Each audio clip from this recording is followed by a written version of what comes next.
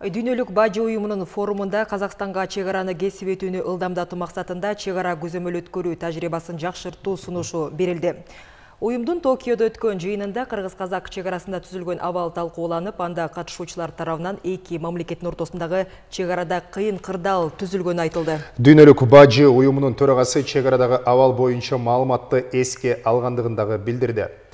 Ал арада кыргыз-казак чегарасындагы абал өзгөрүүсүз бойдон калууда. Маселени талдоочулар дагы талкууга алды. Теманы кабарчыбыз Нургул Жумабекова улантат. Кыргыз-казак чегарасында абал туруктуу, бирок өзгөрүүсүз бойдон калууда. Оор жүк ташуучу унаалар дагы деле узун чакырым кезекте турушат. Коңшу өлкөнүн айрым дооматтарды коюп, чегарада бир тараптуу чектөө киргизгенине 20 күндөн ашты. Кыргызстан болсо Казакстан тараптан келген оор жана жеңил унааларды тоскоолдуксуз өткөрүп жатат. Мындай кырдаалдан биринчи кезекте ЯЭП уюмдардын ишкерлери жапа чегүүдө. Казакстан тараптан чегарадагы чектөө жекеле Кыргызстанга эмес, коңшу өлкөнүн базар баасына да таасир этүүдө. Талдоочулардын маалыматында Кыргызстандан кирген товарлар Казакстанга убагында жеткирилбегендиктен, коңшу мамлекеттин айрым облус шаарларында күнүмдүк азык-түлүктүн баасы кымбаттаган. Өтө албай жаткан машинелердин 20% Казакстанга барып түшүрүлчү жүктөр да, а 80% булар түздөн-түз Казакстандан өтүп, андан ары Россияга, Белоруссияга, башка тетеги алыскы мамлекеттерге кетчү жүктөр.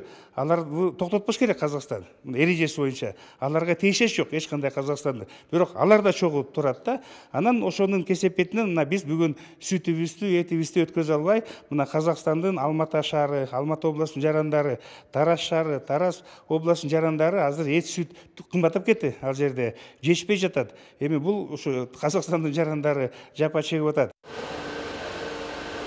Евразиялык экономикалык биримдиктин бирдиктүү реестрине атамекендик 28 ишкана кирет. Уюмга мүчө болгон мезгилден бери бул ишканалар чегарадагы кырдаал жаралганга чейин эч кандай тоскоолдуксуз эле өндүргөн продукциясын ЯЭП базарына экспорттоп келген. Быйылкы жылдын 8 айында ЯЭП алкагына 60 миллион долларга жакын каражатка товар чыгарылган. Азырынча реестрдеги ишканалар жапа чектикти тиешелүү министрликке расмий кайрыла элек.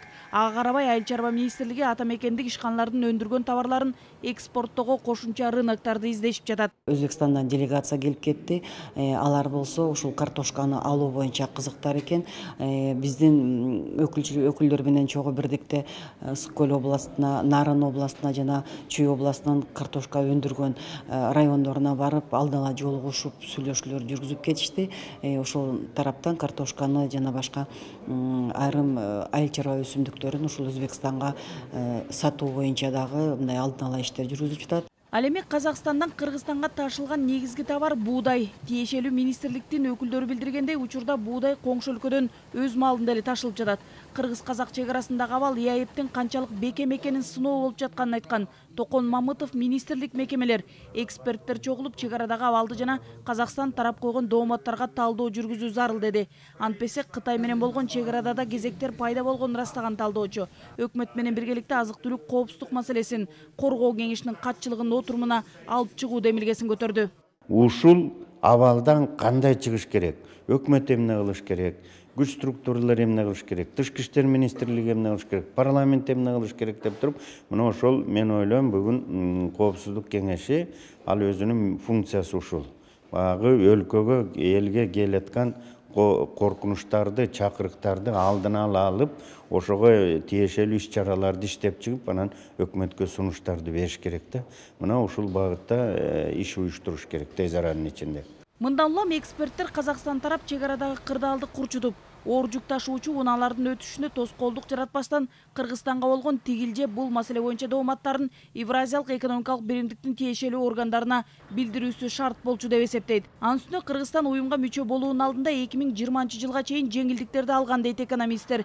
Бул жеңилдиктерди бекемдеген документтерге уюмга мүчө мамлекеттердин премьер-министрлери, президенттери кол койгон. Нургул Жумабекова, Руслан Сабатаров, Коомдук биринчи канал.